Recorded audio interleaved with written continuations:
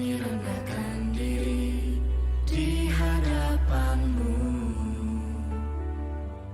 membawa hancur hati saat berseru, agar kami saling melengkapi tubuh-Mu, seperti Kau dan Yesus adalah satu.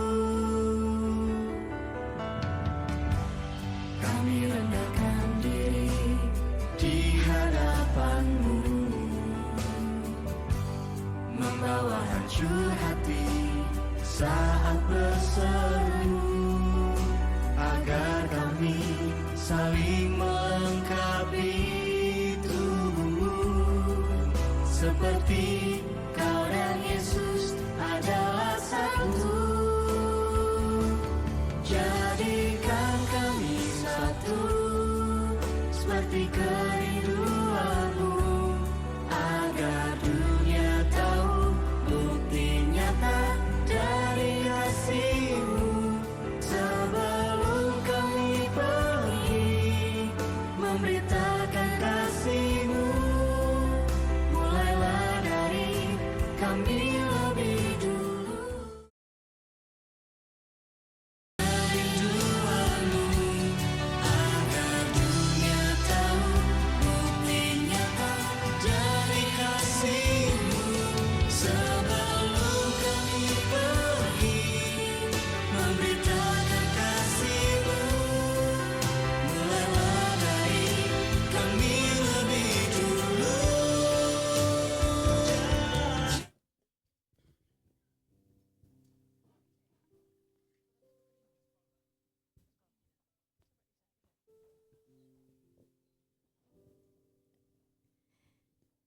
Selamat pagi, Shalom. Mari datang pada Tuhan, percaya bahwa hari ini harinya Tuhan, hari yang spesial buat kita, amin. Mari datang bersyukur, kita mulai ibadah kita dengan doa. Terima kasih Yesus Tuhan, sungguh kami bersyukur buat semua kebaikan-Mu yang kami nikmati hari demi hari Tuhan.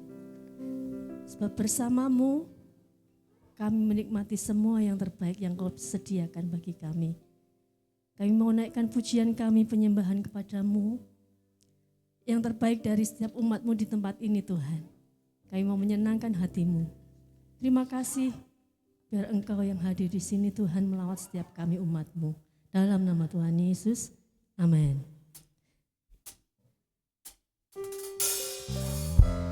Biar kami datang Tuhan dengan kerinduan, menyenangkan hati-Mu.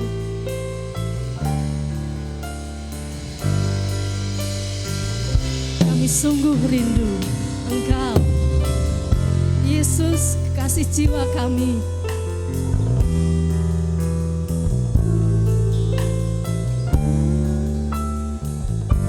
Satu yang kami rindukan Tuhan,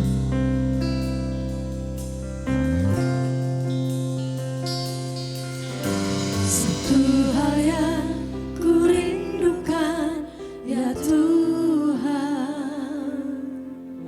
selalu berada di dekat-Mu dengan segenap hati, dengan segenap jiwa, ku menanti di hadirat-Mu. Satu yang kami rindukan, satu hal yang ku rindukan ya Tuhan, selalu berada di dekat-Mu. Segenap hati kami Tuhan, segenap hati, dengan segenap jiwa, ku menanti di hadirat-Mu lebih dalam lagi. Ku rindu Kau Tuhan, lebih dari segala yang ada, lebih dalam lagi. Ku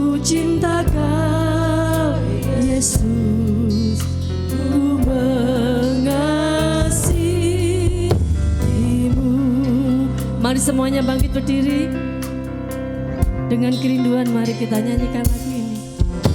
Saya ku rindukan ya Tuhan, selalu ada di dekatmu dengan segenap hati, dengan segenap jiwa. Ku menanti di hadirat-Mu. Lebih dalam lagi ku rindukan Tuhan, lebih dari segala yang ada. Lebih dalam lagi ku cinta Kau Yesus, ku mengasihi-Mu.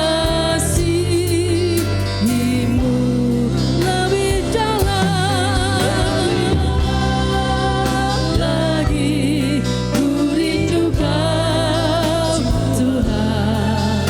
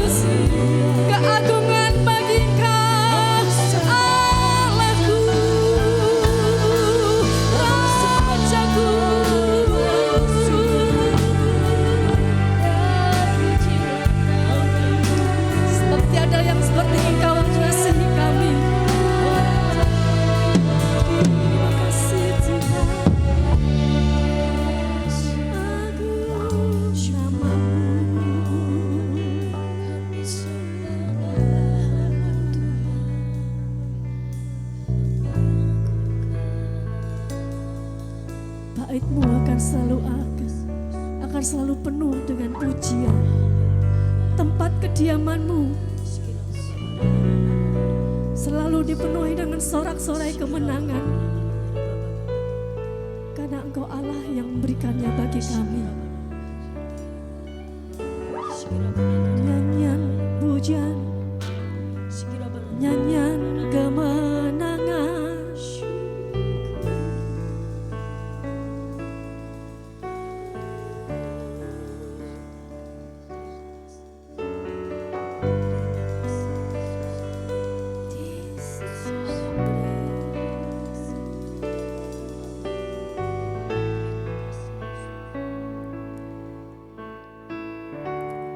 nyanyi pujian bagi-Mu Tuhan, pujian bagi-Mu Tuhan. Nama-Mu besar, Kau yang terbesar dan layak dipuji.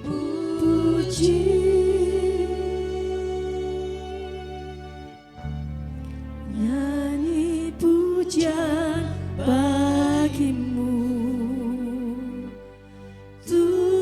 Tuhan, pujian bagi-Mu Tuhan. Nama-Mu besar dan layak dipuji. Nyanyi pujian bagi-Mu, nyanyi pujian bagi-Mu Tuhan. Ini deklarasi iman kami Tuhan, bahwa Engkau yang terbesar dalam hidup kami, yang jauh lebih besar dari setiap masalah yang kami hadapi, jauh lebih besar dari setiap penyakit, jauh lebih besar dari setiap pergumulan kami.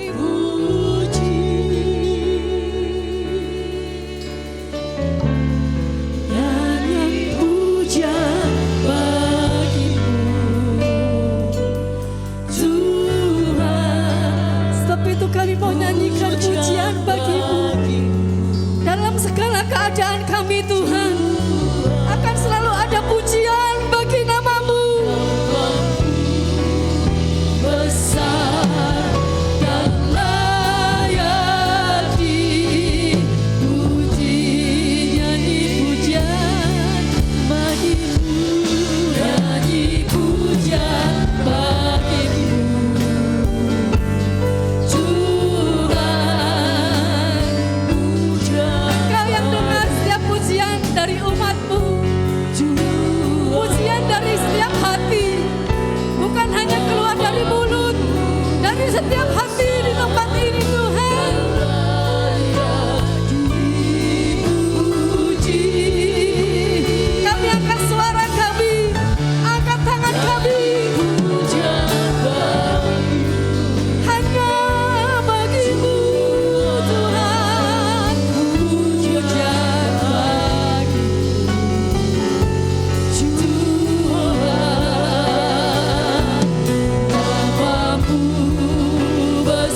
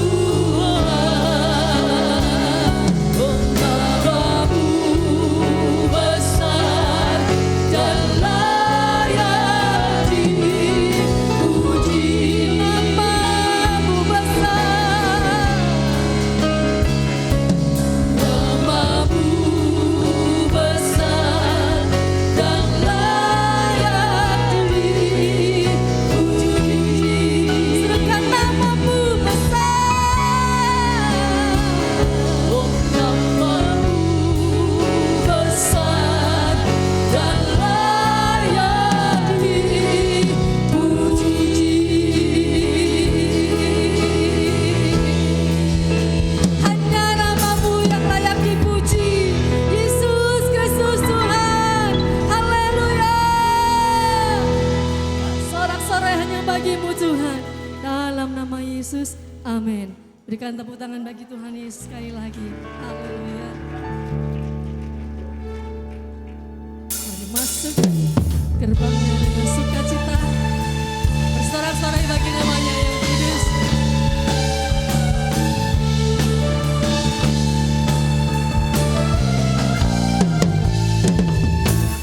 Masuk ke hadiratnya dengan hati bersyukur.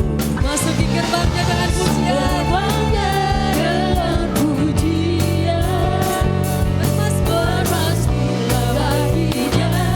Nyanyikan dengan baru.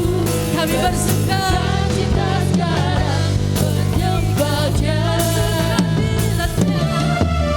Masuk hadiratnya dengan hati bersyukur. Masuk gerbangnya dengan pujian. Bermasmurlah baginya. Nyanyikan dengan baru. Bersukacita sekarang menikmatnya. Saat hati bersyukur dan jiwa pun bersuka, hadirat Allah nyata dalam pujian. Saat kami menyembah dan tangan pun terangkat, Tuhan hadir dalam pujian umatnya.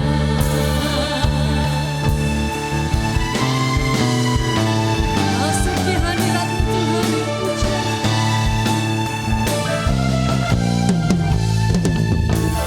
Masuk hadiratnya dengan hati bersyukur. Masuk gerbangnya Gerbangnya dengan pujian. Ku bermasmurlah baginya. Nyanyikan dengan baru. Bersukacita sekarang menyembahnya. Masuk hadiratnya dengan hati bersyukur. Masuk gerbangnya dengan pujian. Bermasmurlah baginya. Nyanyikan dengan baru. Bersukacita sekarang mengingatnya. Saat hati bersyukur dan jiwa pun bersuka, hadirat Allah nyata dalam pujian. Saat kami menyembah dan tangan pun terangkat, Tuhan hadir dalam pujian umatnya. Saat hati bersyukur dan jiwa pun bersuka, hadirat Allah nyata dalam pujian. Saat kami menyembah dan tangan pun terangkat, Tuhan hadir dalam pujian umatnya. Saat hati bersyukur dan jiwa pun bersuka, hadirat Allah nyata dalam pujian. Saat kami menyembah dan tangan pun terangkat, Tuhan hadir dalam pujian umatnya. Tuhan hadir dalam pujian umatnya. Tuhan hadir dalam pujian umatnya. Sorak-sorai bagi nama Yesus Tuhan. Allah yang hadir dalam setiap pujian kita. Ada kuasa di dalamnya, amin. Berikan sorak seru sekalian bagi Tuhan Yesus.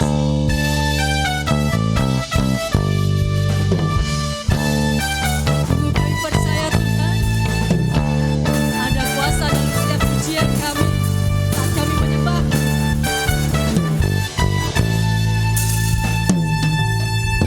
Tuhan kita bertata atas pujian umatnya. Tuhan Allah kita bertata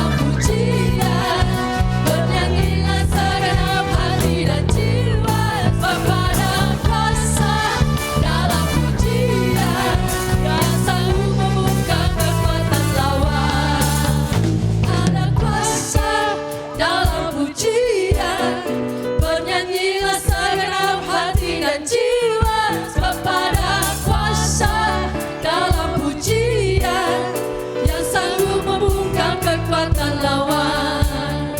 Ada kuasa dalam pujian, bernyanyilah segenap hati dan jiwa kepada kuasa dalam pujian yang sanggup membungkam kekuatan lawan. Ada kuasa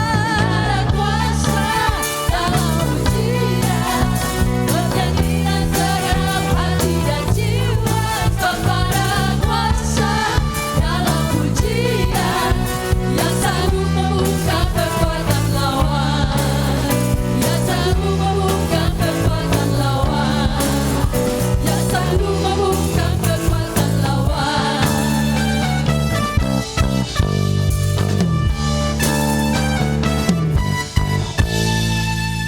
Berikan sorak saya sekali lagi bagi Tuhan Yesus, Allah yang kuasa. Silakan duduk kembali. Kita akan memberikan persembahan untuk misi. Mari beri yang terbaik. Dan sebentar kita akan menerima firman Tuhan.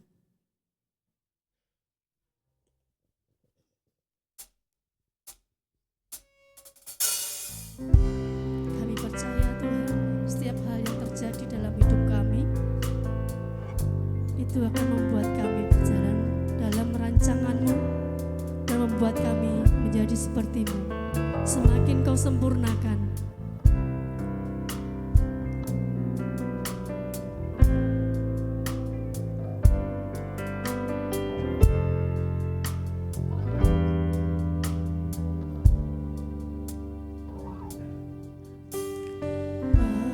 apakah setia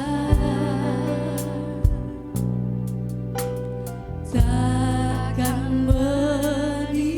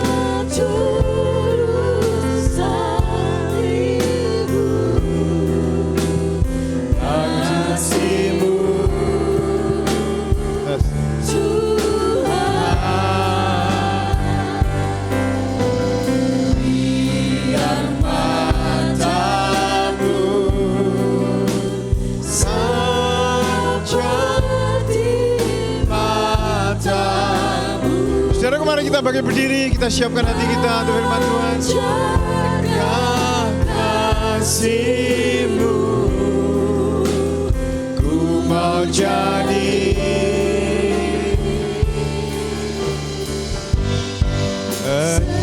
seperti-Mu.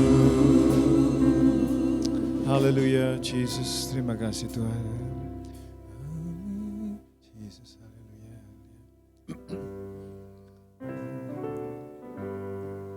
Kami memuji kebesaran-Mu. Saudaraku, ini adalah lagu lama, tapi kalau kita jiwai, kita bisa masuk hadirat Tuhan dan menikmatinya. Amin. Ajaib Tuhan, ajaib. Kiranya jiwamu memuji kebesarannya. Amin. Kami memuji kebesaran-Mu, kebesaran-Mu, ajaib Tuhan,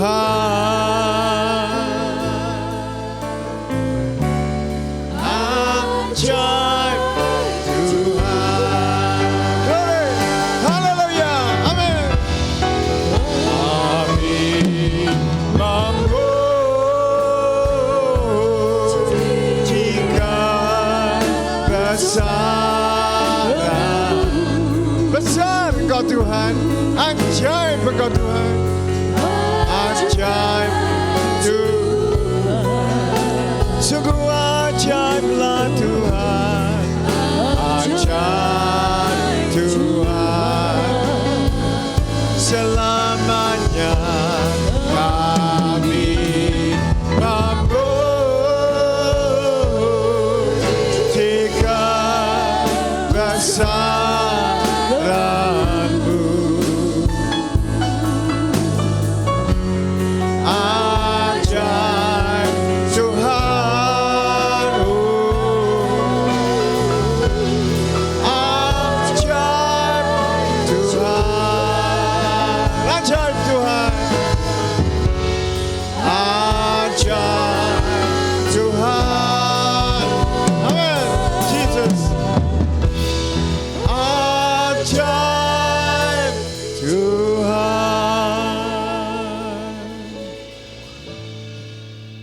Amin, Jesus. Tuhan, segala makhluk, bangsa, suku, bahasa, bumi, laut, langit, planet, semuanya ada karena Engkau menciptakannya. Engkau dirimu penuh dengan kebesaran dan Engkau layak mendapatkan pujian dari mulut kami, dari hidup kami. Tuhan, terima kasih saat yang terbaik saat ini untuk kami beribadah kepada Tuhan, memuji, menyembah, dan mendengarkan pesan-pesan daripadamu. Supaya bila zaman ini berlalu, bila bumi ini akan lenyap, dan semua yang ada di dalamnya menjadi kacau balau, kami tetap kuat karena kami mendengarkan dan memasukkan firman-Mu dalam hati kami. Terima kasih Bapa, dalam nama Tuhan Yesus, semua yang siap dengar firman Tuhan katakan, amin. Silakan duduk saudaraku.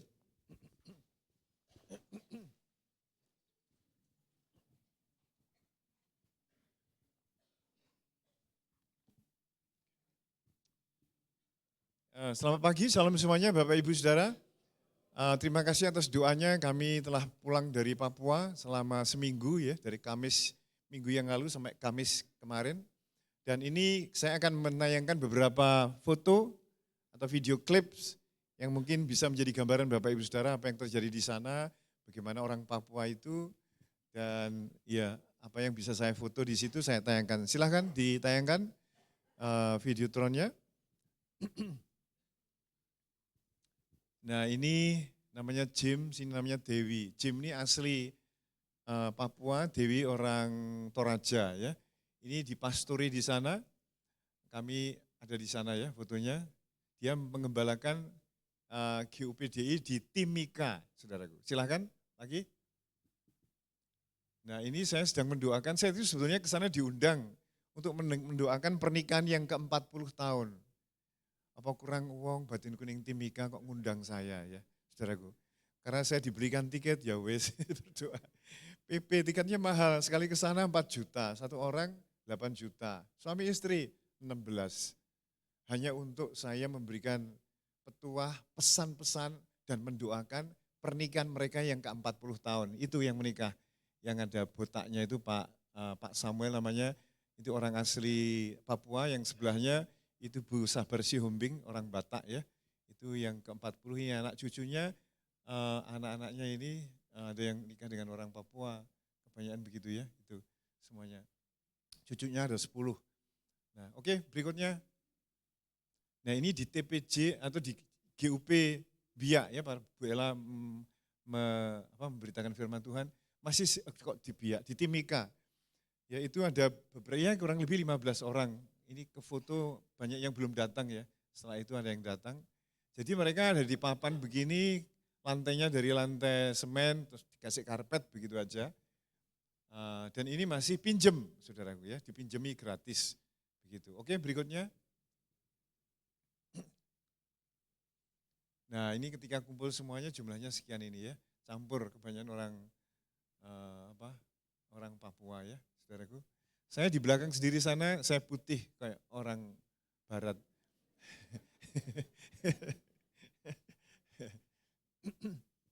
Ya, oke berikutnya silahkan.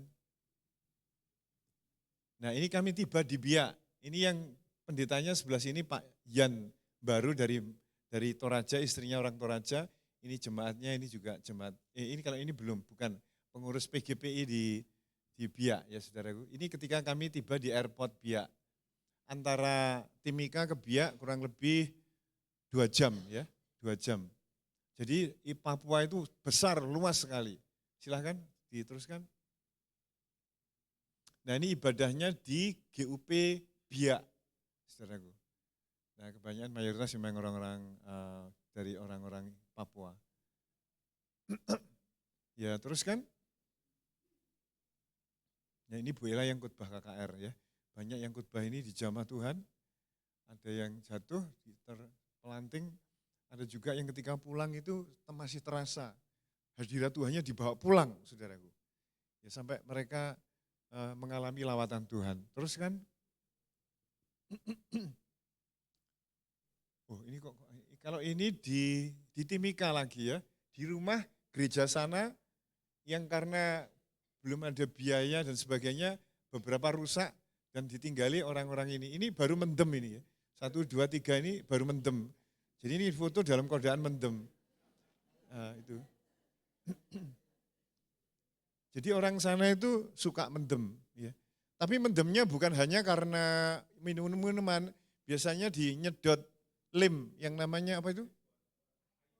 Aibon ya. Aibon aku baru tahu di sana Pak Bambang kami nyerap Aibon. Betul ke Aibon itu apa? Walah lem diserap-serap, iso klenger, teler. Itu senengannya mereka, saudaraku. Itu salah satunya ini 3 orang punya anak, punya istri, di kerjanya mendem terus kan. Ya.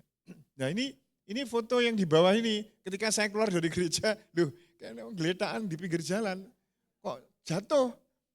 Itu padahal jam 10-11, lagi ada mobil dilindas, tapi orang-orang sudah tahu lah, pada tahu saudaraku ya. Itu seenaknya geletak begitu aja. Ini di daerah Timika itu memang agak kumuh, padahal sana tempatnya emas, ya Mas, saya membawa Mas Bambang besar. Saya dikasih oleh-oleh sak perongkolan begini loh, dari Tembagapura. Entah itu ada tembaga ini, muga-muga tapi sak kepel, sak kiloan. Tapi mau saon, Ya, enggak tahu itu diolah bisa jadi emas apa enggak. Ini oleh-oleh kenang-kenangan Pak Bambang. Ya. Jadi kalau Bapak Ibu Saudara terbeban di Papua, ya ini kondisinya. Sebab tidak ada yang mustahil bagi Tuhan, amin. Ada yang terbeban di Papua, angkat tangan? Belum ada ya. Oke, ada yang ngirim kami, memberi sangu kami, keuangan, ada yang mengirim juga, bukan dari gereja kita, saya bagikan kepada mereka yang memerlukan ya. Nah ini sedikit ibadah mereka.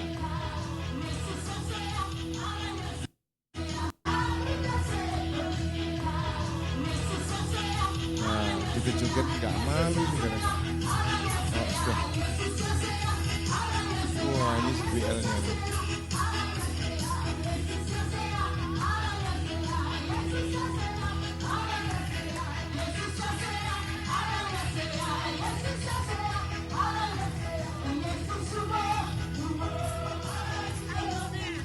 Ini sebelah sana itu Joni, anaknya Ci Juling. Oh, ya sudah. Cukup ya. Oh, ya, cukup. Saya ketemu dengan Joni. Jualannya di pinggir jalan. Dokter gigi di sana. Jualannya ya. Ini Bu ini Ella orang Rempah beli Papua. oleh-oleh di pinggir jalan ini dari pegunungan mereka ya turun menjual Ya, gini ini sudah sekitar tak rekam. 100.000. Nah, ini suami saya mau rekam video. Namanya siapa Ibu? Hah? Namanya siapa? Saya dagang. Oh, dagang bici. Ya, Iya, makanya. Nah, jemaat di Jawa pengen lihat ibu. Tadi bilang, Bu Ella, Bu Pendeta, Bu Ella, tolong itu bikin video. Katanya supaya ngerti ibu. Kamu sekali. Kenapa? Saya bisa video. Iya tahu. Kan tadi saya bilang, saya udah beli noken tadi tapi belum sempat video. Sekarang tak video. Sudah ini. Ini. Ya. Iya, saya tahu. Nah, anaknya berapa Ibu? supaya jemaat sana semakin didorong untuk bisa bekerja juga seperti ibu gitu loh. Jadi mereka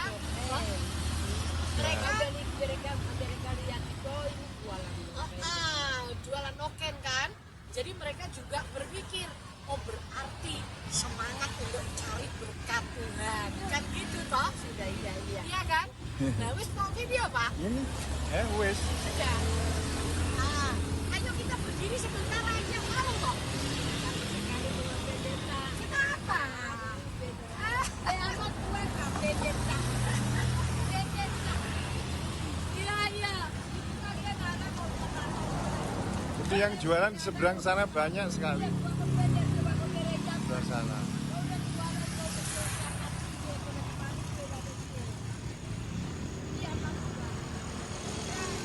Ini jualan dari Jualannya di pinggir jalan. Ya, cukup. Sudah selesai ya? Ya. kan? Ya. Karena apa? Ibadah kan? Ya. Ya sudah tadi. Tidak boleh jualan ya? Waduh. Tidak boleh kerja lagi. Kantor kan? Ya. Karena apa? Sudah cukup ya. Nanti kalau diteruskan nggak jadi khotbah. Bapak Ibu Saudara, kita tahu bahwa visi kita untuk semester ini One Vision, One Heart. Yuk kita mengatakan ini 3 kali ya saudaraku. 1, 2, 3. One Vision, One Heart. One Vision, One Heart. One Vision, One Heart. Saudaraku, satu visi, satu arah, satu tujuan, dan satu hati semuanya jemaat di sini. Pasti nanti akan menggolkan sebuah terobosan dan ledakan jiwa-jiwa yang diubahkan, disembuhkan, dipulihkan dari hidup mereka.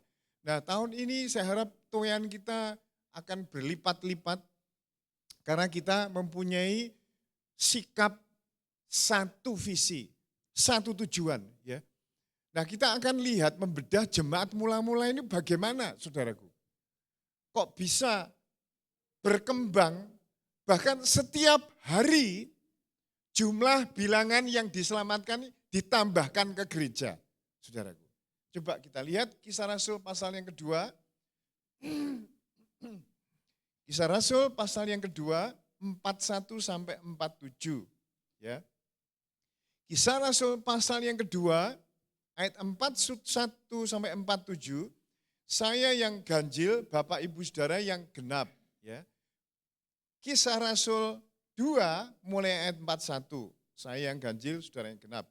Orang-orang yang menerima perkataannya itu memberi diri dibaptis dan pada hari itu jumlah mereka bertambah kira-kira 3.000 jiwa.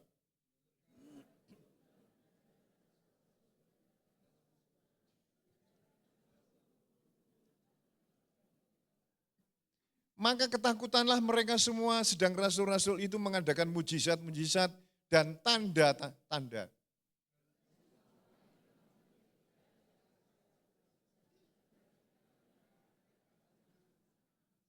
Dan selalu ada dari mereka yang menjual harta miliknya, lalu membagi-bagikannya kepada semua orang sesuai dengan keperluan masing-masing.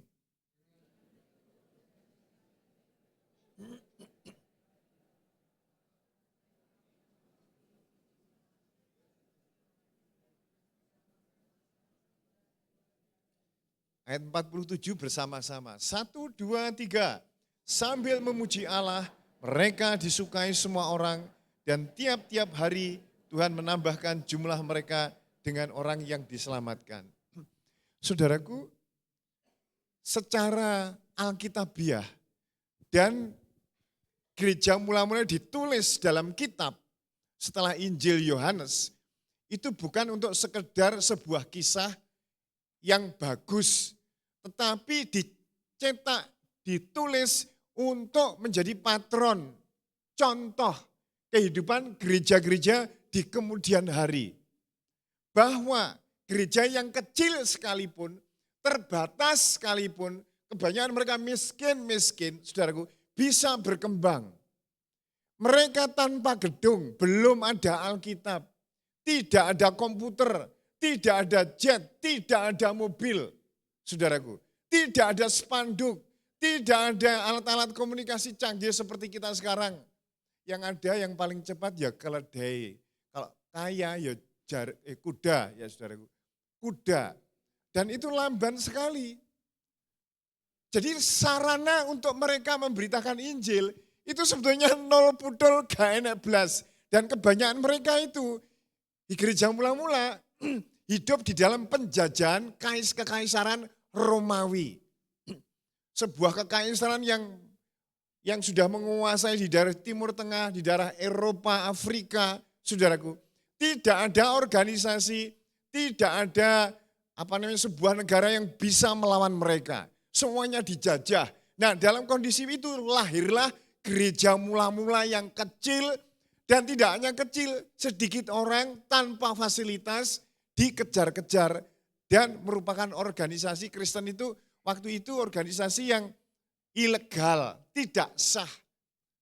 Patut dikejar, patut dianiaya, diintimidasi, dan sebagainya. Jadi kondisi gereja mula-mula dulu itu lebih parah daripada kita. Pak Bambang, apa dulu itu orang ya kerja seperti kita? Ya kerja dong, saudaraku. Mereka ya bertani, berdagang, beternak. Mereka ada yang juga menjadi pegawai, ada juga menjadi budak. Tapi satu hal yang mereka ingat, pesan Tuhan Yesus Kristus. Ketika Tuhan Yesus itu bertemu dengan murid-murid yang pertama, dia mengatakan, mari ikut aku. Maka kamu akan kujadikan apa saudara? Penjala manusia. Tuhan tidak mengatakan, ikutlah aku maka aku jadikan pengusaha yang sukses. Orang yang punya jabatan. Atau orang yang pengetahuannya tinggi. Orang yang berhikmat, filosof. Tidak, saudaraku. Sebab itu sarana, bukan tujuan. Jadi kalau saudara jadi guru, pengusaha, jadi polisi, jadi hakim, itu bukan tujuan loh saudaraku. Itu sarana untuk mencapai tujuan. Nah gereja mula-mula itu lihe, ya saudaraku. Mereka mempunyai arah yang sama, tujuan yang sama. Sehingga gampang terjadi ledakan. Tapi kalau sebuah jemaat tidak sama visinya, satu ngewalor, gembala ini kon ngidul, enak sing ngetan barang, enak sing mundur, enak sing maju ini kecepatan, begitu saudaraku. Nah kita harus satu visi di dalam kitab Amsal, pasal yang ke-29 ayat 18, dikatakan without vision people perish. Tanpa visi, tanpa wahyu, rakyat kocar-kacir. Tanpa wahyu, orang menjadi liar. Ya, dikatakan begitu. Coba kita akan lihat Amsal 29 ayat 18. Ya. Tanpa wahyu menjadi liarlah rakyat. Bila tidak ada wahyu. Ya. Oke, bersama-sama kita baca 1, 2, 3. Bila tidak ada wahyu menjadi liarlah rakyat. Berbagailah orang yang berpegang pada hukum. Jadi kalau dalam bahasa Inggrisnya there is no vision, kalau tidak ada visi, tidak ada arahan, tujuan, sasaran, maka menjadi liar. Liarnya bagaimana? Ya sak karepe dhewe. Saya ke sana, yang satu ngalor ngidul, ngulon, nek sing munggah, sing mudun barang. Saudaraku, jadi enggak karu-karuan. Itu sebabnya gereja kita ini gereja yang punya visi yang kuat, yaitu menjangkau jiwa dan memuridkan. Selalu dua itu, saudaraku. Ya. Dan kenapa gereja mula-mula? Ini sak bendino loh, saudara. Enak orang yang diselamatkan. Wah, saya kemarin itu bulan yang lalu, tiap minggu ada yang datang pada orang-orang baru. Wah, tapi tiap minggu aku sewenang, saudaraku. Ya. Apalagi komsel-komsel yang didatangi komsel jemaat yang baru, itu menggairahkan karena ada yang baru. Itu tiap minggu. Tapi gereja mula-mula bendino, setiap hari. Andai saja kita ini setiap hari bertambah satu orang dari jemaat kita yang jumlahnya anak-anak dan dewasa sekitar 700 orang. Katakan aja yang aktif sekitar 300 orang gitu ya saudaraku. 300 orang itu memenangkan jiwa. Satu kena setiap hari dengan orang 700 itu. Wah kita tambah setahun ada 300. Itu kalau kita mempunyai visi yang kuat. Jadi jangan sendiri-sendiri Bapak Ibu Saudara. Mari kita seperti gereja mula-mula mempunyai satu visi. Kita memang bekerja, kita membangun sebuah. Carilah dulu kerajaan Allah dan kebenarannya, maka semuanya akan ditambahkan kepada kita. Jadi kalau kita melakukan penginjilan atau penjangkauan jiwa, kalau kita nyaman saja baru jalan, atau kita kalau sudah utangnya lunas saja kita jalan, atau kalau sudah hamil saja jalan, atau kalau anaknya yang hamil sudah melahirkan saja jalan, maka tidak akan tercapai. Oh kalau saya sudah mapan Pak Bambang, dulu pernah ada orang, ayo melayani Tuhan.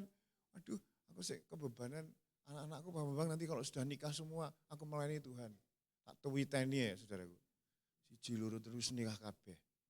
Tak tawakani neh. Pak, ayo melayani Tuhan sudah nikah semua. Aduh Pak Bambang, ini saya harus ngopeni cucu. Bareng ngopeni cucu, cicit. Orang nek bare akhirnya mati. Saudaraku. Lah, mati ki gak nggawa satu jiwa pun. Lah ini naif. Jangan sampai di gereja kita, anak-anak Tuhan itu mati dengan tidak membawa satu jiwa pun.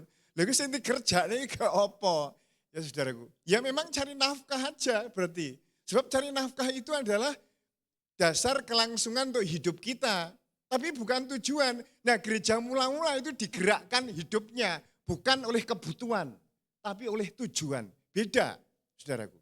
Kalau hidup kita digerakkan oleh kebutuhan. Maka kita tidak akan ada habisnya. Jangankan kita wong kolong merat pun sik kurang duitnya saudaraku. Sampai akhirnya dia baru berhenti. Gak ada habisnya kebutuhan kita ini. Tapi kalau kita memakai kehidupan kita, talenta, kemampuan kita untuk tujuan Bapa Surgawi bersama-sama di gereja ini, maka akan membuahkan sebuah ledakan, sebuah kegerakan yang mengubah wajah kota ini menjadi wajah yang terang dan diberkati oleh Tuhan. Karena kita ini terang dunia, saudaraku. Jadi gereja mula-mula itu satu visi bersama-sama. Jadi karena bersama-sama ini, maka membuat mereka walaupun dianiaya, tidak sah agama waktu itu. Tidak diizinkan, malah cenderung dikejar-kejar. Kayak Paulus itu ngejar-ngejar orang, diseret dari rumah satu rumah yang lain, dijebloskan penjara. Terus gak peduli, pokoknya orang sing jenenge mengikuti Yesus, dicekel gitu, masukkan ke penjara, saudaraku. Itu memang dianiaya seperti itu. Tapi heranku itu loh saudaraku. Kok bisa berkembang? Dari Tuhan Yesus 1 jadi 12. Jadi 12 di Lukas pasal 10 ayat 1 itu jadi 70 orang. Dari 70 orang ditulis loh jenengi saudaraku. Kisah Rasul 1 ayat 15 menjadi 120. Tadi yang kita baca Kisah Rasul 2 ayat 41 jadi 3.000. Waduh batinku ini, tanpa spanduk, tanpa WhatsApp, tanpa media sosial, saudaraku, tanpa Facebook, tanpa mobil, tidak ada tempat, tidak ada kendaraan yang bisa mereka dengan kecepatan seperti sekarang, apa nih tol, gak enak saudaraku. Loh, tapi mereka bisa memenangkan seperti itu. Apa sebabnya? Saudaraku, kalau kita lihat dalam pasal 44 tadi, Kisah Rasul 2 ayat 44 tadi, kalau kita oncei satu-satu, ayat 41 itu mereka bertambah kira-kira 3.000 jiwa. Ayat 42, mereka bertekun dalam pengajaran rasul-rasul. Mereka bertekun dalam ibadah, istilahnya waktu mereka berkumpul bersama-sama nyedot firman Tuhan, nyedot janji-janjinya. Sebab kalau orang tidak bersekutu dengan firman Tuhan dan tidak mendengar pengajaran, maka kita digeruduk dengan kumpulannya medsos di HP kita ini sampai kelenger. Ada di antara saudara yang sampai ucek-ucek ini karena scrolling di HP ini, berjubel-jubel si Facebook, YouTube, Instagram, Twitter, internet, game, macam-macam. Dan itu kesibukan ini yang mengakibatkan saudara akan kekurangan waktu. Saudara harus ingat hidup kita ini pendek. Dan melayani Tuhan itu tidak selalu ada. Suatu saat bisa hilang dan kita menyesal. Sebab ketika kita ini datang kepada Tuhan gak akan ditanya mobilmu berapa, merek arlojimu apa, rumahmu bagaimana, punya tabungan apa tidak. Tidaklah, tidak itu saudaraku. Yang akan menjadi tanggung jawab kita ketika kita ketemu Tuhan. Apa yang kamu berbuat dengan keselamatan yang aku berikan kepadamu. Jadi tidak didem sendiri, tidak dimiliki sendiri, tapi harus dibagikan saudaraku. Sebab orang yang hidup di luar Kristus itu terkutuk selamanya. Perhatikan, baik mama, papa, bapak, ibu, adik, saudara kita. Itu sebabnya saudara tahun 2026 ini perhatikan baik-baik. Siapa di antara kaum keluarga saudara yang urung selamat, belum percaya Yesus.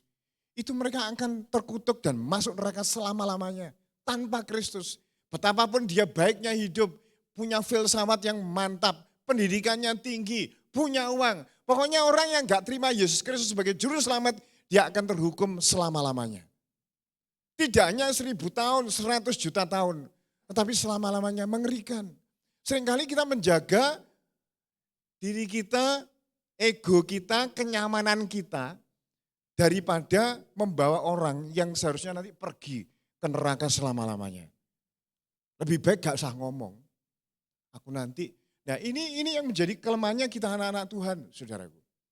Aku golek saksi digeding, dikira fanatik, dikira radikal. Aku dibenci, disisihkan dan sebagainya. Ya caranya tuh saudara minta hikmat Tuhan. Yang penting ada dulu di sini kemauan untuk kita memberitakan Injil Yesus Kristus secara bersama-sama. Kita kan mempunyai lagu 1, 2, 1. Mana Adit? Hilang. Ya, itu ada nyanyian lagu. Ya ini Mas Agung yang menciptakannya. Bagus sekali Mas Agung. Tuhan telah tetapkan kita sebagai penuai jiwa. Yesuslah pemiliknya, kitalah pekerjanya, Roh Kudus yang memberi kekuatan. 1, 2, 1. 1, 2. 1. Ditinggal lagi, sedikit lagi. 1, 2, 1. Yang menjadi visinya 1, 2, 1. Ceritakan kasihnya bagi kemuliaannya, bagi kemuliaannya. Saya sampai juga membuat deklarasi atau ikrar. Tiap 3 bulan sekali saya ngomong supaya saudara menirukan. Ben nyantol di sini loh saudaraku. Tapi nyantolnya jangan kira tok, kudu mudun ke hati gitu loh saudaraku. Kalau kita diajar begini ini, nyantol ini ngerti, tapi gak mudun ning hati. Maka tidak akan terlaksana dalam hidup sehari-hari. Nah, saya tadi ngomong waktu kita tidak banyak. Kan kita tahu di dalam kitab Mazmur pasal yang ke-90 ayat 10. Masa hidup kita 70 tahun dan jika kita kuat 80 tahun. Yang kebanggaannya adalah kesukaran dan penderitaan. Karena berlalunya buru-buru dan kita melayang lenyap. Di dalam kitab Yakub pasal yang keempat ayat 12 atau 13 dikatakan di situ. Hei kamu yang sekarang berkata hari ini atau besok kami akan pergi ke kota Anu. Dan tinggal di sana setahun dan berdagang setahun mendapat untung. Sedang kamu tidak tahu apa yang akan terjadi hari esok. Apakah arti hidupmu itu? Hidupmu itu seperti uap yang sebentar saja kelihatan lalu lenyap. Jadi kesempatan melayani Tuhan tidak selalu ada. Dan kalau gereja kita punya banyak channel untuk kita melayani di Komsel, sekolah minggu, youth, drama, potong rambut, usher, dan banyak lain lagi. Saudaraku terlibat di dalamnya. Tapi yang terutama di sini adalah ketika gereja mula-mula itu bertekun di dalam pengajaran rasul-rasul dan dalam persekutuan. Nah itu sebabnya saudara bersekutu di Komsel, di pertemuan-pertemuan, supaya kita dibekali saudaraku. Jumat mula-mula itu bertekun. Ya bertekun itu artinya enek banjir atau gak enek banjir tetap datang. Saudaraku. Dompetnya kosong, dompetnya penuh, ya datang. Enek banjir, tidak ada banjir juga datang. Itu namanya bertekun. Kadang-kadang ya bosen. Aku bosen Pak Bambang di Komsel. Itu jadi, ini yang namanya Komsel terus-terusan ya saya bosen. Mbok sak api-api wong khotbah, sharing, sak diurapi ini dong. Tiap-tiap ini datang ya kadang-kadang memang bosen. Tetapi mereka itu terjadi terobosan sampai jumlah tiap hari ditambahkan itu. Karena mereka bertekun Bapak Ibu Saudara. Sekarang cari orang yang bertekun itu susah. Tapi gereja mula-mula mengajarkan kita supaya kita ini semua bertekun di dalam Tuhan, dalam persekutuan, dalam ibadah. Kalau perlu pada waktu ada seminar, pembekalan, pelatihan, saudara ikut bersama-sama supaya dibekali. Sehingga tidak hanya untuk cari nafkah di pekerjaan, sarjana, teknik, kedokteran, sarjana kesehatan masyarakat, sarjana apalagi hukum dan sebagainya. Kita belajar di sana, saudaraku. Akhirnya kita mendapat gelar itu. Tapi kalau kita tidak belajar menyampaikan Injil, ya gak iso-iso. Bambang aku gak iso ngomong. Ngomong di belajar terus. Kita ini ngomong sehari menurut survei, itu sekitar 7.000 sampai 20.000 kata. Sing awake dhewe ngomong dari lambe ini loh, saudaraku. Nah di rata-rata aja kalau orang pendiam sekitar 7.000. Kalau ngoceh kayak ibu-ibu ini sekitar 20.000 ya saudaraku. Dan di rata-rata saja sekitar 10.000 kata tiap hari. Loh itu ada kata-kata yang melukai, ada kata-kata yang membangun. Ada kata-kata yang nadanya gede tinggi. Ada kata-kata yang melukai saudaraku. Ada kata-kata yang salah ngomong, salah waktu dan sebagainya. Gosip, kata-kata yang itu. Nah Mbok yo saudara belajar ngomong soal keselamatan kepada orang-orang lain. Ojo tinggi mengrumpi saja, gosip, cerita. Gak apa-apa sih cerita mengenai ekonomi, mengenai apa, semuanya olahraga, sebagainya. Tapi ojo lali ngomong masalah keselamatan iki loh tuh saudaraku. Saudaraku yang suaminya belum kenal Tuhan gak didongani, gak diceritani barang.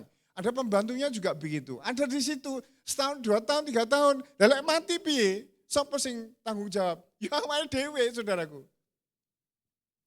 Jadi sebenarnya bagi orang yang mempunyai tujuan dan visi, setiap orang yang ketemu dengan kita itu bukan kebetulan. Tapi kalau orang tidak mempunyai tujuan dalam hidup seperti Kristus Yesus, ya wes, wong pelangganku iki ya tuku keramik ngono ae ya, Pak Mei ya. Ya wes tuku keramik ya iki pira-pira iki ya mulai gitu aja. Kalau tanpa tujuan, kalau kita punya tujuan, maka kita ini dikirim Tuhan. Tak ngomong-ngomong sebentar ya. Kira dia curhat tentang hidup ini. Kemarin saya pijet di Sinsu sebelah situ loh. Dekat jembatan, dekat Suminar itu ada pijet ya. Itu saya baru tak jajal. Saya ini pijet mungkin setahun sekali aja. Atau maksimal 2 kali. Tapi dari Papua kok klenger awakku. Jadi saya pijet ke situ. gadget, masuk Injil Yesus Kristus. Ya, akhirnya saya injili dia.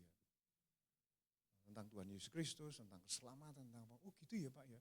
Tapi semua agama ini memang baik ya Pak. Ya baik, tapi ini dan sebagainya. Jadi saya ketemu itu apa kebetulan? Ya enggak. Kalau saya dengan tukang cukur, tukang sayur, tukang degan, tukang parkir, tak anggap iki gak kebetulan. Gitu loh. Jadi kalau saudara menganggap hidup ini dituntun oleh Tuhan, Tuhan menetapkan langkah-langkah orang yang hidupnya berkenan kepada Allah. Kata Daud, Mazmur pasal 37 ayat 23 sampai 25. Tuhan menetapkan langkah-langkah orang yang hidupnya berkenan kepada Allah. Apabila dia jatuh, tidaklah sampai tergeletak karena Tuhan menopang tangannya. Dahulu aku muda, sekarang telah menjadi tua. Tetapi tidak pernah kulihat orang benar ditinggalkannya, atau anak cucunya meminta-minta roti. Jadi langkahnya hidup kita ini ditetapkan oleh Tuhan. Jajal saudara mempunyai pembantu sampai 10 tahun. Sampai putune jadi gede, gak tahu ngabari keselamatan. Gara-gara wedi nek dhek metu saka pekerjaan. Tapi taruhannya dia nanti masuk neraka loh saudara. Kita yang harus bertanggung jawab kepada Tuhan. Begitu. Nah saudara, kenapa kita bisa memberitakan Injil? Karena melatih diri. Kalau saudara mencari uang ya dapat uang. Kalau mancing ikan, maksud dapat kates. Kan ya dapat ikan. Kalau kita mencari jiwa, mesti nantinya dapat jiwa. Enggak tahu bagaimana caranya. Tapi ini harus kita latih, enggak bisa enggak. Karena ini urgent, ini emergency. Saudara, ini darurat. Keselamatan orang-orang itu tergantung saudara-saudara ini loh. Sebagai petani, di antara petani keselamatanmu itu sama mereka tergantung kepada saudara yang petani. Saudara yang pegawai tergantung kepada saudara. Kalau kita enggak ngomong, mereka juga enggak akan mendapat berita tentang Injil Yesus Kristus. Memang ada, ya kita minta hikmat Tuhan. Supaya kalau mencari ikan gak butek banyune gitu loh, saudaraku. Tapi kalau sudah melatih dan berusaha ini, masih toh juga ada yang nyengiti. Ada memang yang meludahi saya, saudaraku. Tapi untung gak ke muka kayak Tuhan Yesus. Tuhan Yesus ini mukanya diludahi. Itu di jauh ini. Aku pikir, aku diludahi. Tapi ya rada down saudaraku. Memberitakan Injil yang baik kok didoni. Tapi belum pernah didoni mukaku. Nek di mukaku aku ya mbuh piye jawabe saudaraku. Tapi itu kan memang resiko kadang-kadang itu terjadi. Lah ini yang ditakuti kita anak-anak Tuhan. Risiko disengiti, dijauhi, dipandang tidak baik dan seterusnya. Tapi itu perintahnya Tuhan kepada kita. Dia percaya waktu pertama kali melihat murid-muridnya, mari kepadaku. Maka kamu akan menjadikan penjala manusia. Itu titik tujuan Bapa Surgawi. Gereja diciptakan, Billy Graham penginjil yang terkenal itu mengatakan the church exists. The church exists. Lupa saya. For nothing else but bringing people to Christ. Gereja itu keberadaannya tidak ada lain selain membawa orang kepada Kristus. Jadi itu tujuan. Nah, karena gereja mula-mula ini berkumpul, memecahkan roti, berdoa bersama-sama, dan juga mereka melihat mujizat-mujizat Tuhan. Kalau kita keluar, ketemu orang sakit, nah ini kesempatan, saudara mendoakan orang sakit. Ini beberapa orang sakit parah. Saya bukan yang mendoakan, bukan Bu Ella juga, tapi jemaat. Yuk mari, kadang-kadang jemaat di sini lebih sakti dari saya. Karena apa? Mempraktikkan firman. Nah, kalau saudara di rumah terus, cari uang terus, gak cari jiwa, maka saudara tidak akan melihat kemuliaan Allah datang kepada mereka. Coba kita sekarang meriset pikiran kita, ya mindsetnya itu dirubah. Saudara hidup mempunyai tujuan. Tujuannya adalah seperti Kristus, one vision, one heart. Coba kita akan lihat dalam kitab Filipi pasal 2 ayat 2, saudaraku ya. Filipi pasal 2 ayat 2.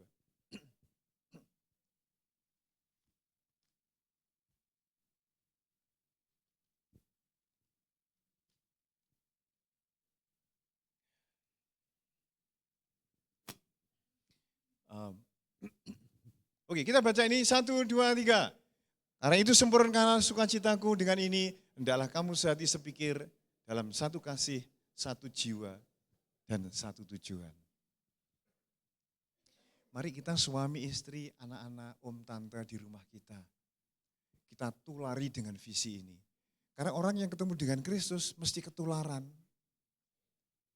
Visinya Kristus, tujuannya Kristus dalam hidup kita, saudaraku. mesti ketularan. Dan sebelum Tuhan Yesus naik ke surga, ya tetap Matius 28 ayat 18 sampai 20. Di situ dikatakan, lalu Yesus mengatakan kepada mereka, segala kuasa di surga dan di bumi telah diberikan kepadaku. Jadi segala kuasa, berkat, kuasa kesembuhan, setan melawan kemiskinan, melawan hutang piutang banyak, sudah ada di tangan Yesus. Segala kuasa di surga dan di bumi telah diberikan kepadaku. Wes, diset, jangan khawatir. Ayat 19 mengatakan, sebab itu pergilah, jadikan segala bangsa muridku. Baptis mereka dalam nama Bapa dan Anak dan Roh Kudus. Ajarlah mereka melakukan segala sesuatu yang kuperintahkan kepadamu. Dan ketahuilah, aku menyertai kamu senantiasa sampai kepada akhir zaman. Saudara, di Cina kurang lebih orang Kristen sudah sekitar 100 juta orang.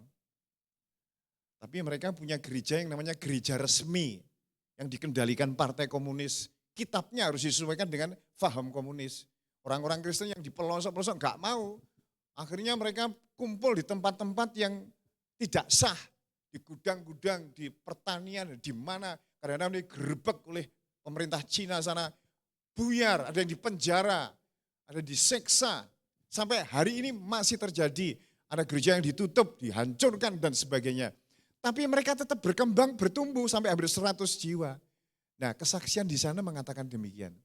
Kalau orang di Cina sana itu bersaksi, bukan saksi kesembuhan, bukan saksi berkat, tapi saksi mereka membawa jiwa-jiwa ke gereja. Waduh, hebat juga. Jadi di pikiran mereka, di hati mereka, seperti di Kisah Rasul itu, saudaraku.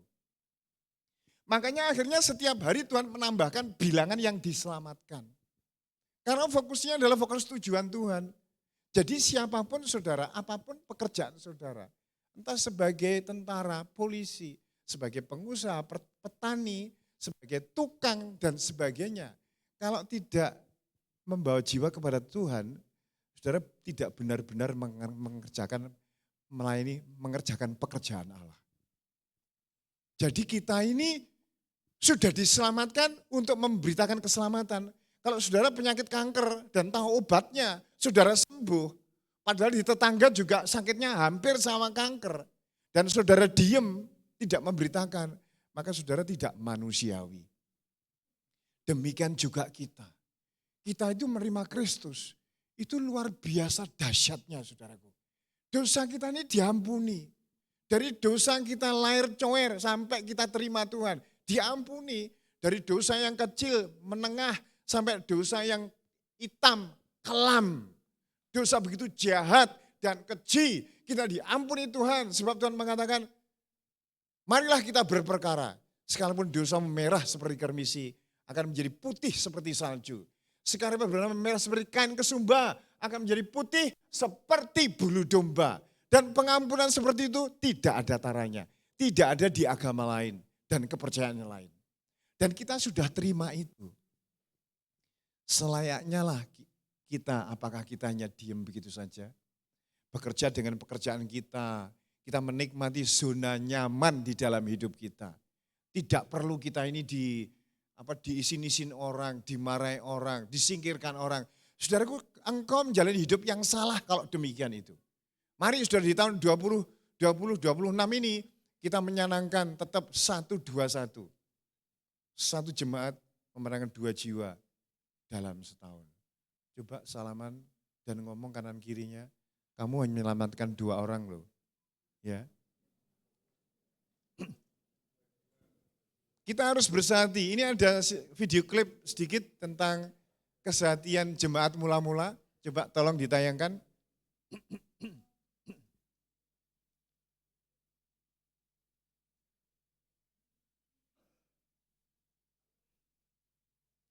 Bersehati ya.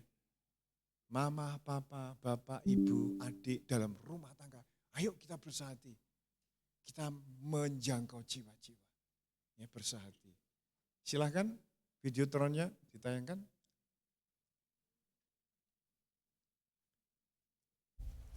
Pentingnya sebuah kerjasama. Tim gereja kita, di komsel kita. rumah tangga kita. Enggak ada yang beda. Ini ada ikan hiu harap ngemplok, ini penguin. Saudara. Tapi karena kerjasama ya apik. Ini pengawalnya ngomong, ayo ke sini. Jebret. Nah akhirnya itu hiunya nggak bisa. Bersama kita hadapi tantangan yang besar. Ini semut sekarang. Move, gerak. Kesedot ki apa jenenge binatang ini saudara? Pelanduk.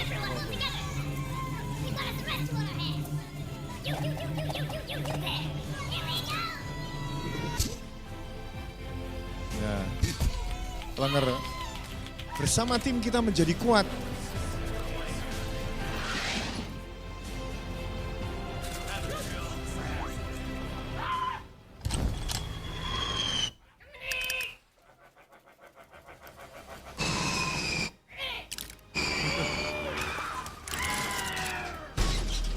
Langsung jadi gundul.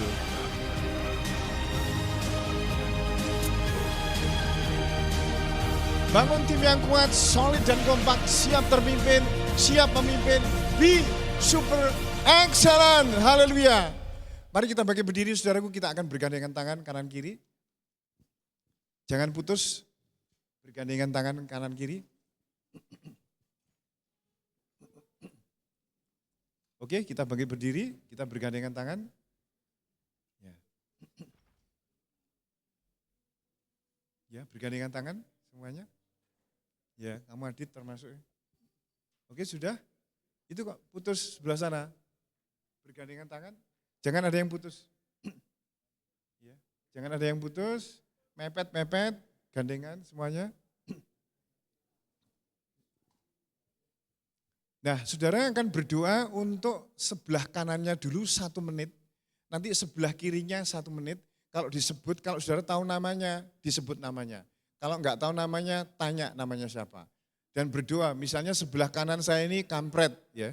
Tuhan, kami berdoa supaya kampret ini menjadi pemenang jiwa, diberi keberanian, urapan, dan melalui dia jiwa-jiwa minim 2 orang diselamatkan.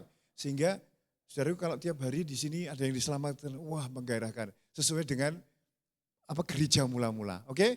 Siapa yang namanya saudara sebelahnya, disebut namanya. Tuhan jadikan kampret ini pemenang jiwa, ya, memenangkan jiwa, beri keberanian, beri hikmat di pekerjaannya, di lingkungannya, menjadi pemenang jiwa. Ya, oke, di balkon juga jangan ada yang enggak. Itu kok ada yang belum gandengan tangan, yang belakang, oh udah. Nah itu sebelahnya, depannya itu siapa itu? Joy sama Fedi, salaman semuanya yuk. Oke, saya 1 menit. Kanan 1 menit kiri ya. 1, 2, 3 silahkan saudaraku. Oh Bapak di surga. Ya gereja ini adalah gereja maju. Menjangkau jiwa. Memenangkan jiwa. Terima kasih Tuhan. Dalam nama Tuhan Yesus.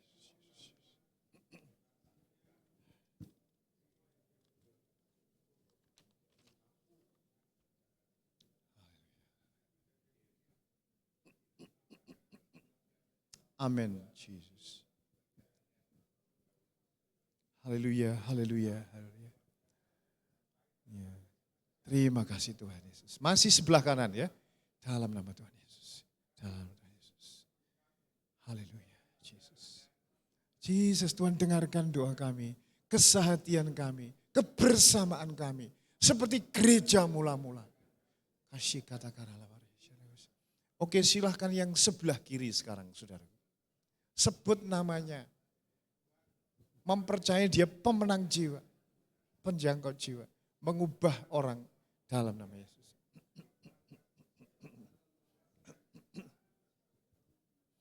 Haleluya, haleluya. Haleluya, Jesus.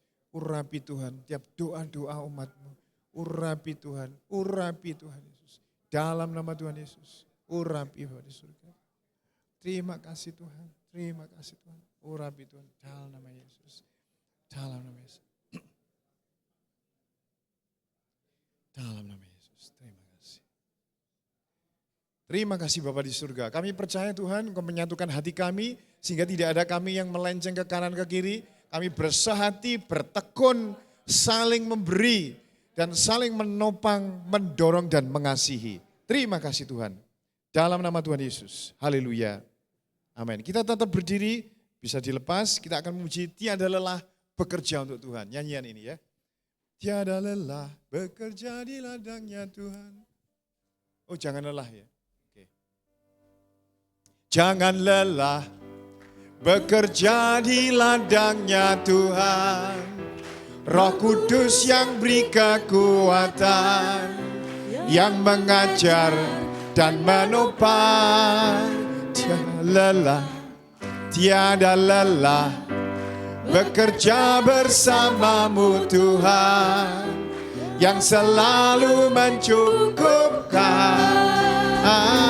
full segalanya. Amin. Ratakan tanah bergelombang, timbullah tanah yang berlubang, menjadi siap dibangun di atas tanah iman.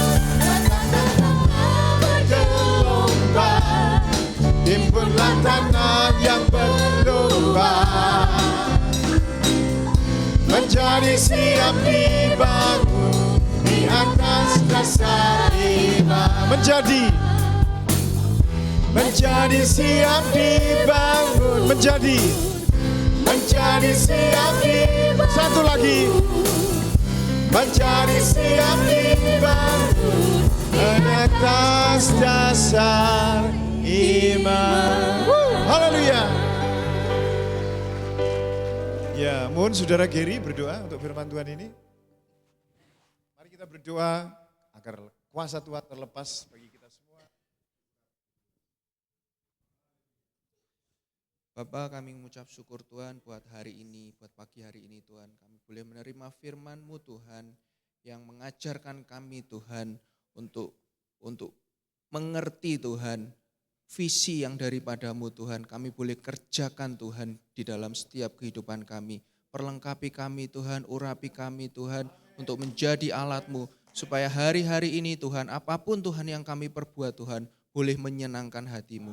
Terima kasih Bapa, kami berdoa Tuhan buat setiap penyertaan-Mu pada pagi hari ini. Dalam nama Yesus, haleluya, amin. Amin. Silakan duduk kembali saudara. Kita akan perhatikan pengumuman untuk kegiatan sepekan ke depan. Mari perhatikan bersama, silakan multimedia.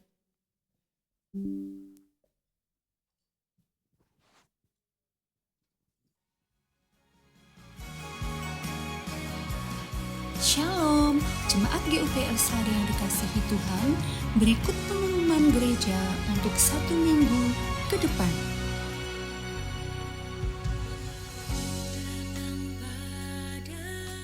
Mari antusias untuk mengikuti Komsel. Bagi yang belum bergabung dalam Komsel, silakan menghubungi Sakom.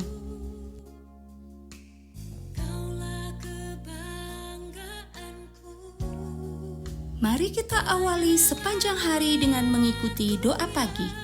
Setiap hari Selasa dan Rabu, pukul 5 pagi di meeting room gereja.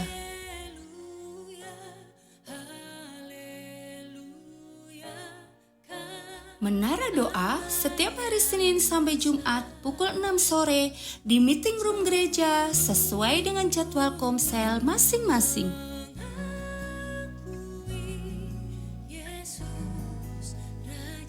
Pelayanan orang jalanan setiap hari Selasa pukul 11 siang di Panti. Bagi jemaat Tuhan yang rindu mendukung pelayanan ini, bisa menghubungi Bapak David.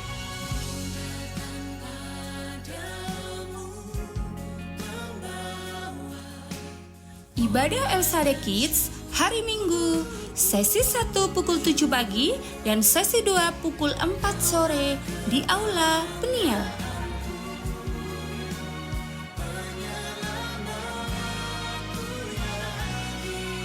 Ibadah Heroes untuk minggu ini diadakan hari Sabtu pukul 5 pagi di gereja.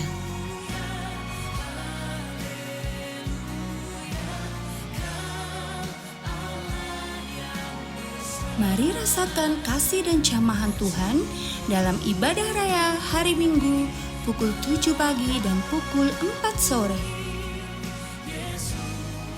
Ibadah disertai dengan perjamuan suci dan persembahan persepuluhan.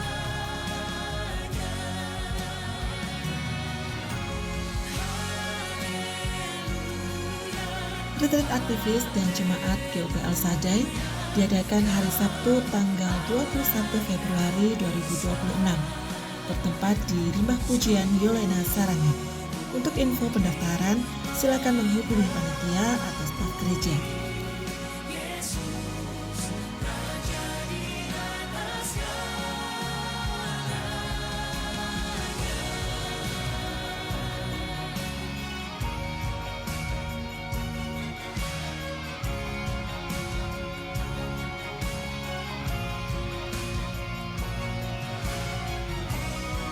Demikian pengumuman gereja untuk minggu ini. Tuhan Yesus memberkati. Ada pengumuman tambahan. Ini info rehab rumah. Bisa ditayangkan. Kita akan merehab rumah di Kesongo. Ya, rumahnya almarhum Mak Katmi akan dipindahkan di sebelah gereja Kesongo. Untuk gereja ya. Jadi ada beberapa yang diperlukan. Nah itu gereja kita. Kan itu belum ada juga kamar mandinya. Jadi kalau pas Natalan ke sana udah bertahun-tahun nek mau ke kamar mandi yo golek ngene tanggane, Saudara ya. Jadi kita nanti akan rumahnya Mak Katmi itu dipindah karena ada kayu-kayu jatinya yang masih bisa dipakai dan bagus ya. Itu rencananya. Nah itu rumahnya Mak Katmi almarhum. Nah jadi sudah diizinkan Yanto anaknya untuk diberikan ke gereja. Nah, itu bahan-bahannya saudara bisa menghubungi seksi bedah rumah. Retreat aktivis nanti itu tanggal 21 bulan depan itu tidak nginap ya, hanya sehari saja. Biaya minimal 65.000. Kita akan adakan di Yolena. Saudara bisa mendaftarkan ke mana? Panitia tahunan. Ya. Terus tadi sudah ditayangkan ibadah Yud kali ini besok Sabtu. Mereka ingin melakukan ibadah Yud pagi hari. Ya. Jam 5 pagi. Sabtu, karena Sabtu itu libur sekolah, mereka akan ibadah. Kayaknya, ya ini gebrakan dari Yud ya, jam 5 pagi, tolong Bapak Ibu anak-anaknya dibangunkan 4:30 ya. Jangan dibangunkan jam 5:50, nanti sudah selesai itu ya hampiran. Nah, minggu depan adalah ibadah perjamuan kudus. Saudara, terima kasih tadi Pak Bambang bilang sudah didoakan sehingga kami bisa ke sana. Saya itu semakin kacau ketika saya di Timika itu saudara. Kita harus berdoa buat teman-teman anak-anak Tuhan di sana. Ada satu yang foto terakhir tadi itu ada anak yang OT-OT itu loh saudara. Itu di gereja GUP yang sudah hampir roboh ya itu. Ternyata di Timika tuh sekolah tuh bayar, sekalipun negeri. Sudah kondisi kayak gitu, mereka itu harus bayar, di Biak juga. Ternyata SD, SMP, SMA tuh bayar saudara, itu negeri. Saya kaget, sudah kondisi orangnya tuh kayak gitu, harus bayar. Hati saya tuh kayak diaduk-aduk gitu loh. Lihat terus saya enggak bisa berbuat apa-apa tuh justru semakin ngenes bagi saya. Itu anak kecelakaan. Kalau saudara perhatikan dia OT-OT itu karena bagian perut kanan bawah itu ada luka 8 cm sobek. Dan itu nanahan. Saya tanya, sakit? Tidak. Iya tidak karena saking suwine. Tapi dia jalan tuh degluk-degluk terus gak karu-karuan. Wah saya rasanya pulang ke penginapan terus saya kudu gak bisa ngomong gitu loh saudara. Saya berkata Tuhan ini anak-anakmu kok kayak gini gitu loh. Ngenes saudara lihat mereka itu kayak gitu. Ya, saya dorong untuk berobat, sudah berobat sebenarnya 2 kali tapi enggak ada hasilnya apa-apa. Bahkan itu bernanah di perutnya itu. Saya mau pegang itu kok tanganku tuh reget. Tangan saya kotor karena kan debu semua. Itu tambah lihat, tak pikir DOT ya luweh keneh saudara. Wis saya itu berkata, Tuhan tolong, saya bilang kepada Kepala Henda di sana untuk cari. Ini saya cari Rivanol leneng kimia farma yo renek. Saya sampai ngelus dodo. Iki atas Mika tempatnya Freeport, tapi keluar dari perumahan Freeport itu ya lebih parah daripada Ngawi yang di desa begitu. Tapi mari kita tolong saudara bawa doa orang-orang Kristen yang di Papua supaya Papua ini kembali ke Tuhan ya. Karena sana itu kan misionarisnya sebenarnya tanggal 5 Februari itu adalah hari misionaris. Ada 2 misionaris yang sampai meninggal di sana umur 35 dan 33. Itu mereka berjuang untuk Papua. Nah, saya percaya bahwa doa kita itu tidak bisa dibatasi ya. Dengan apapun juga. Doakan supaya orang Papua, orang Biak ini benar-benar berbalik kepada Tuhan. Nah, ada satu lagi kesaksian yang saya saksikan bahwa gak tahu Tuhan tuh bawa ke Biak. Ternyata ada satu hamba Tuhan yang hidupnya di gunung.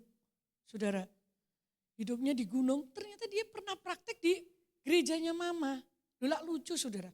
Oh, ditemukan kok di Biak loh.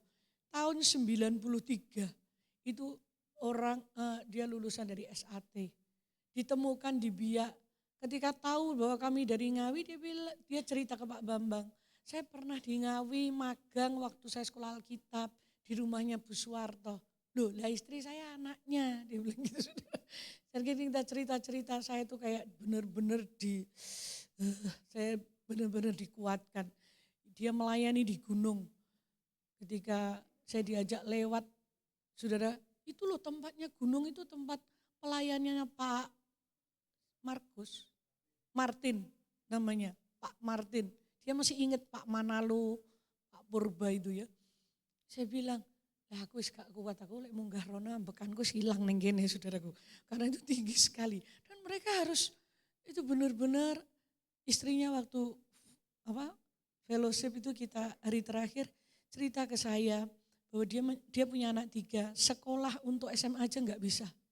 Nyekolahkan anak untuk SMA. Gak bisa, dia sudah ngomong ke anak-anaknya 3 putri, mama tidak bisa sekolahkan kamu sampai SMA. Karena harus bayar, SMA itu bayar. Gak bisa. Tapi saudara tahu, ini orang gunung, 3 anaknya. Sekarang udah selesai semuanya. Yang pertama ada di Kanada. Lulus cum laude ketika universitas dan scholarship, beasiswa. Yang kedua dokter, scholarship juga sejak SMA, beasiswa sejak SMA. Sampai dia jadi dokter, dia keterima di Aceh, sekarang kerja di Jakarta. Dan bulan depan dia akan mendapatkan beasiswa untuk spesialis di Australia. Yang ketiga anaknya sarjana dan bekerja di Bank BNI. Ketika saya mendengar itu, saya berkata, amazing Tuhan. Tidak ada yang mustahil bagi Tuhan. Karena saya lihat orang ini setia dengan panggilannya. Sebenarnya bisa kok dia pindah. Sampai Biak pun ini gereja dari Jawa ini masuk ke sana saudaraku. Yang jemputi gitu itu di depan pintu gereja saya bilang, tenang aja lah gak apa-apa. Suruh aja mereka ke gunung kan gak bisa. Saya bilang gitu. Suruh aja mereka cari jiwa orang luar. Enggak mungkin, enggak apa-apa, biarin aja. Karena itu target untuk membuat satu sinode. Saya malu sebenarnya saudaraku. Malu saya, tetapi saya tahu bahwa orang-orang yang setia itu diperhitungkan Tuhan. Mereka tulus. Wah saya bangga, hati saya tuh mongkok saudaraku. 3 anaknya ini jadi semua loh, sampai ibunya ini cerita. Kemarin Bu, waktu malam tahun baru saya disuruh anak saya untuk nginep di hotel semalam 2 juta, tak lihat semua hotelnya saudaraku, kamar itu dilihat semua. Katanya nginep sepuasnya mama kalau mau. Kayaknya dia cuma nginep berani 3 hari. Padahal dia minta mentahnya aja kepada anaknya untuk bisa pelayanan. Tapi anaknya berkata, enggak mama papa sudah menderita dan berjuang buat kami. Sekarang waktunya mama papa untuk menikmati hotel itu. Wow saudara, saya benar-benar terhibur. Ya melihat mereka setia, melihat mereka tulus Dan akhirnya nama Tuhan itu dipermuliakan. Jemaatnya enggak banyak loh di gunung itu. Lah sapa sing ngarep kira-kira dikekno gereja sing gede-gede pengen bangun tuh di gunungnya enggak mau loh saudara, itu ngopeni orang-orang kayak gitu. Harus ngopeni saudara, bukan menerima tetapi harus memberi. Dan saya tahu hidup mereka untuk jemaat jiwa-jiwa itu. Wah, jadi saya bangga sekali dan saya bersyukur. Dan berkat doa saudara kami pulang dengan selamat, semuanya baik. Sekalipun mendaratnya yang terakhir itu karena ini kan cuaca ya, persis toh di mana Makassar ketika kami harus transit itu kan ada pesawat yang kecelakaan di Makassar persis di ketika mendarat harus lewat situ kan Maros itu pesawat ATR itu sampai hilang.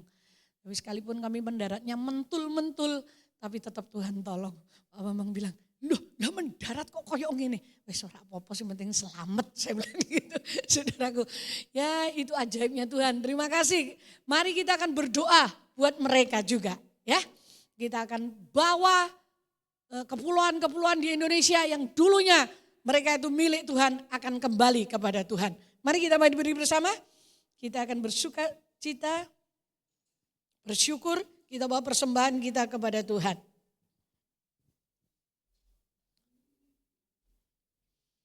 Kami bersyukur karena hari ini kami bisa beribadah.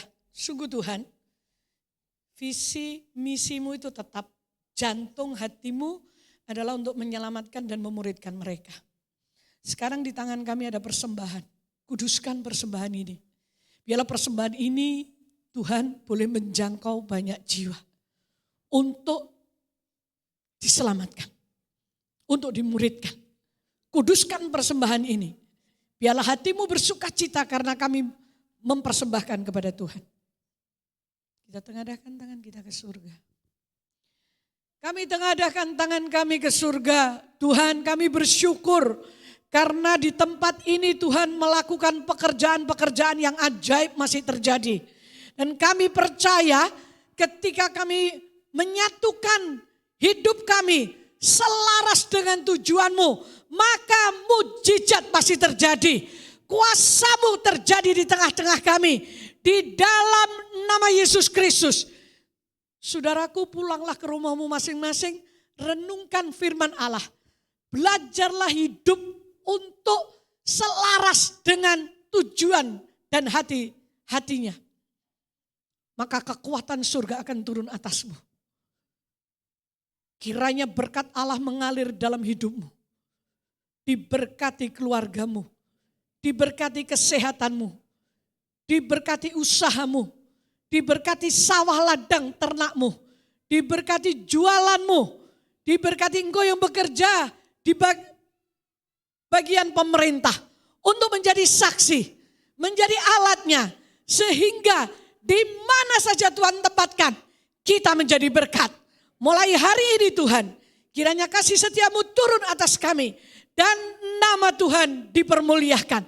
Di dalam nama Yesus Kristus.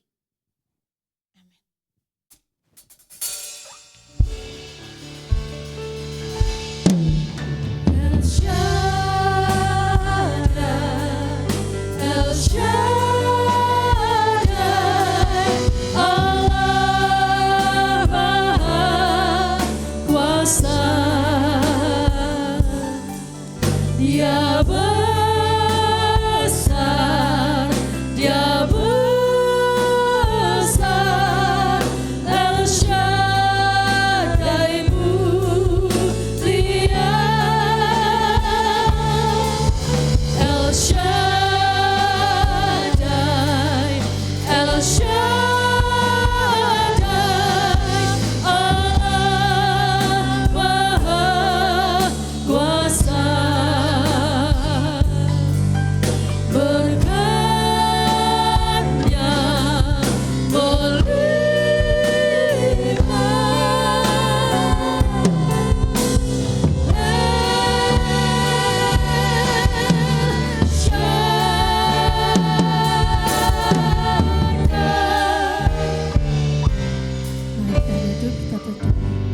Terima kasih Yesus Tuhan, kami menikmati ibadah bersama dengan Engkau Tuhan.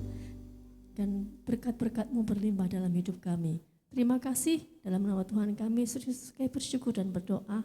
Amin. Selamat pulang, Tuhan Yesus memberkati. Selamat hari Minggu.